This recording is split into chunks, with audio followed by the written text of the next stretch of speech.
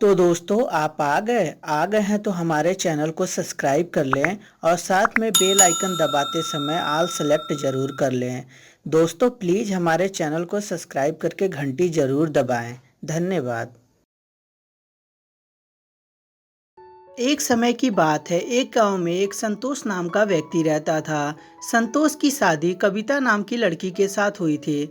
कविता बचपन से ही अंधी थी, उसे कुछ भी दिखाई नहीं देता था, परंतु संतोष कविता से बहुत ज्यादा प्यार करता था। एक दिन संतोष घर पर नहीं रहता, तभी संतोष की चाचा का लड़का उसके घर आता है। तभी कविता बोलती है, भैया जी आप कौन हैं?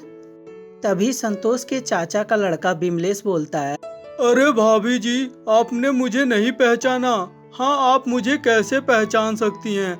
आपने तो कभी मुझे देखा ही नहीं है। ऐसे मैं संतोष भैया का भाई हूँ। मैं उनके चाचा का लड़का हूँ। मैं शादी में नहीं आ पाया था।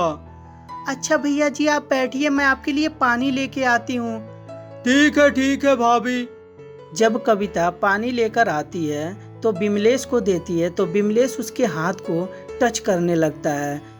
कविता को सब कुछ समझ में आने लगता है कि ये मेरे साथ छेड़छाड़ कर रहा है। तभी शाम को जब संतोष घर आता है तो अपने भाई को देखता है तो बोलता है, अरे बिमलेश मेरे भाई, तू कब आया? अरे भैया, मैं दोपहर में आया हूँ। अच्छा, तेरी भाभी ने तेरा ख्याल रखा कि नहीं? हाँ भैया, भाभी ने बहुत अच्छे से ख्याल रखा। और ऐसे भी मैं तो शादी में नहीं था, लेकिन भाभी सचमुच बहुत ही ज्यादा ब्यूटीफुल है। हाँ पगले, आखिर में भाभी किसकी हैं? रात को कविता बिमलेश से सारी बात बताती है। तभी बिमलेश बोलता है, अरे मेरी जाने मन, तुम क्यों चिंता लेती हो? अरे वो छोटा भाई है, उसे कुछ भी पता नहीं है, वो तुमसे मजाक कर रहा होगा।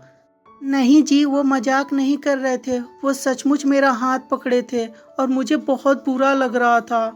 अरे पगली, तू उसका चिंता मत कर, मैं बचपन से ही उसे जानता हूँ। गांव में कभी भी किसी भी प्रकार की कोई भी शिकायत आज तक नहीं आई है। वो बहुत ही अच्छा लड़का है। अगले दिन संतोष फिर से काम के लिए ऑफिस चला जाता है। तभी वहां पर कविता अकेली रहती है। बिमलेश मौका पाकर उसके पास जाता है और बोलता है, भाभी, आप सच में कितनी ब्यूटीफुल हैं।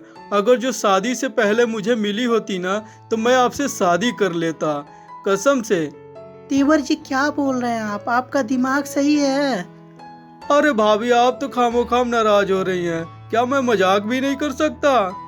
देवर जी मजाक अपनी जगह होता है और ऐसी बातें अपनी जगह होती है।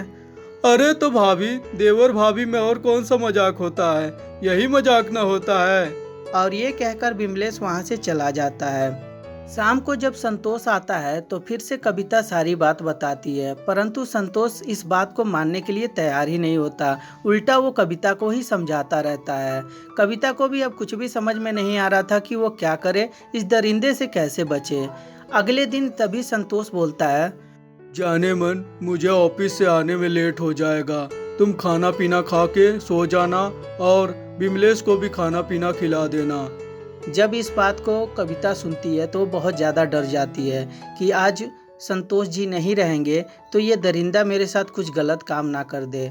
और ऐसा ही होता है। जब संतोष चला जाता है तो बिमलेश उसके पास आता है और आकर बोलता है, भाभी जी, आज तो भैया भी नहीं है।